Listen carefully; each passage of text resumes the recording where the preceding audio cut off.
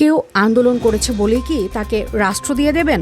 অন্তর্বর্তী সরকারের সঙ্গে নবগঠিত দল এনসিপির সখ্যতা নিয়ে এমন প্রশ্ন তুলেছেন বিএনপির সক্রিয় নেত্রী নীলুফার চৌধুরী মনি। তিনি অভিযোগ করে বলেন, জনগণের কল্যাণে কেবল বিএনপি ভোটের প্রশ্নে সরব দল, বাকিরা মুখে কলু পেটে চোখ বন্ধ করে আছে। এনসিপি নেতা সার্জিস আলমকে কটাক্ষ করে তিনি বলেন, সার্জিস বলেছেন দ্রুত ভোট দিলে ভোটটা ভালো হবে না, এটা একটা কলঙ্কের ভোট হবে। দলের মার্কা না থাকা দল নির্বাচন করতে পারে না উল্লেখ করে নীলুফার বলেন, এনসিপির মতো নিবন্ধনহীন দলের কথা বাদ দিয়ে নিবন্ধন প্রাপ্ত দলগুলো কি বলে, বিশেষ করে বিএনপি কি বলে তা শোনা উচিত।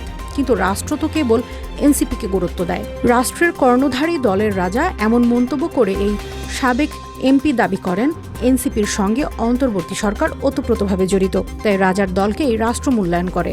নীলুফারের ভাষ্যে এনসিপির তো গঠনতন্ত্রও নেই, তাদের প্রধান উপদেষ্টার বৈঠকে ডাকার কারণ কি? তারা তো অনিবন্ধিত দল।